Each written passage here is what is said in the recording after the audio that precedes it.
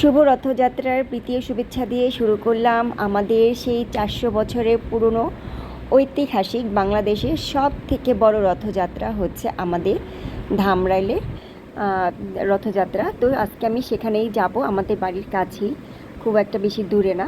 তো সেই রথযাত্রা দেখতে যাব, তোমাদের সাথে আমি সেটা শেয়ার করতে চলে আসলাম সেই রথযাত্রায়। এই যে দেখতে পাচ্ছ তোমরা আমাদের ঐতিহাসিক সেই বাংলাদেশের বৃহত্তম রথযাত্রা, কত বড় রথ আমাদের টান হয় এখানে।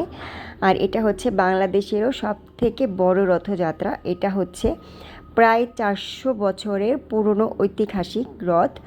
আর এখানে হচ্ছে যশোমাধব, তারপরে হচ্ছে জগন্নাথ সুভদ্রা বলরাম এদেরকে নিয়ে এখানে রথটা হয়।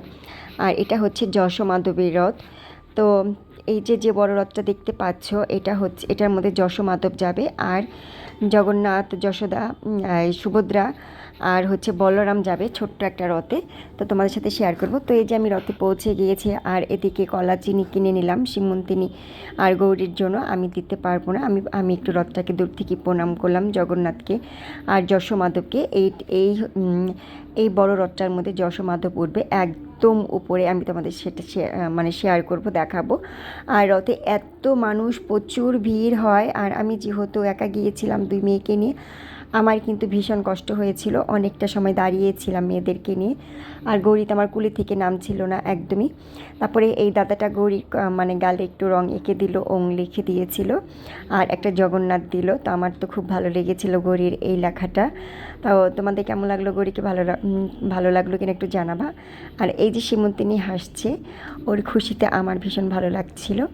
আর এদিকে মঞ্চ করেছে এমপি, তারপরে হচ্ছে যারা মেন লোকজন আছে এখানকার, যারা সভাপতি, ওনারা এখানে অনেক মন্তব্য দিচ্ছিলেন, ওনাদের অনেক মন্তব্য রাখছিলেন, এগুলো বলছিলেন।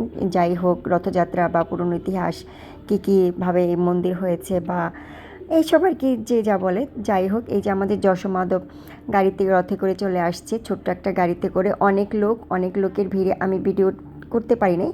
এই ভিডিওগুলো ঠিক আমি সিমন্তনীকে দিয়ে করানো হয়েছে।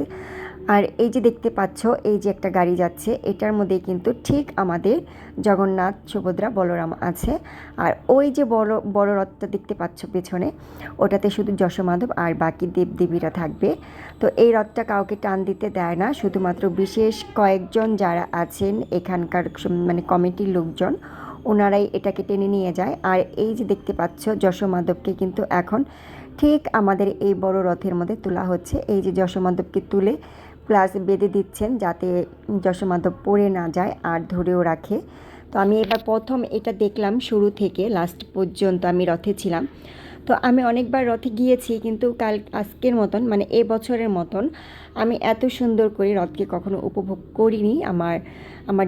আমার জানাও ছিল না যে রথে ওরা কিভাবে ভগবান যশোমাধব, জগন্নাথকে তোলা হয়।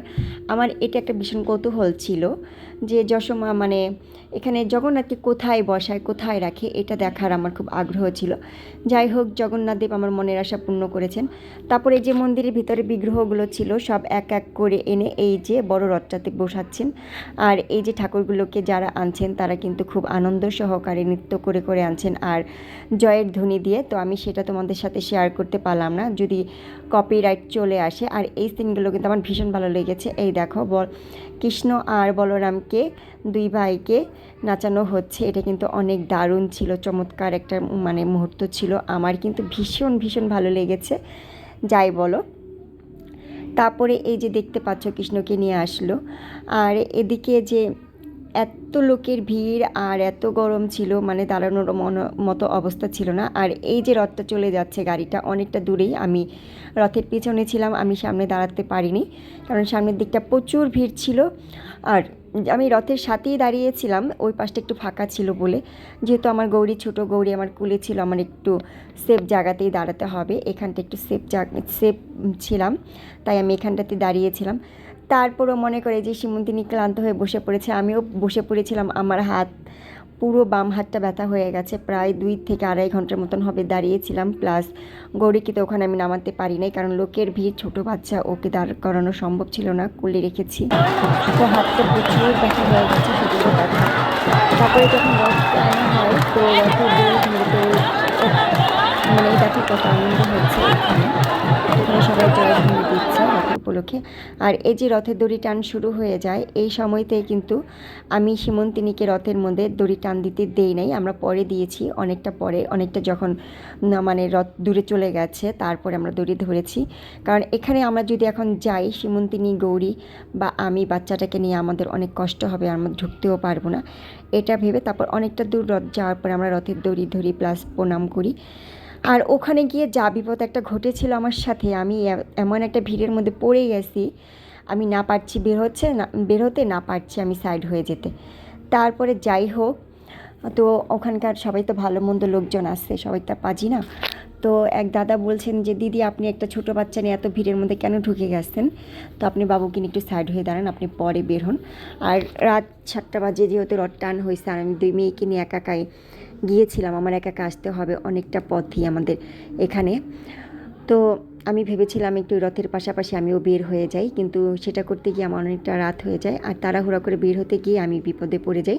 যাই হোক, এবারে রথটা আমার খুব ভালো লেগেছে। জয় জগন্নাথ।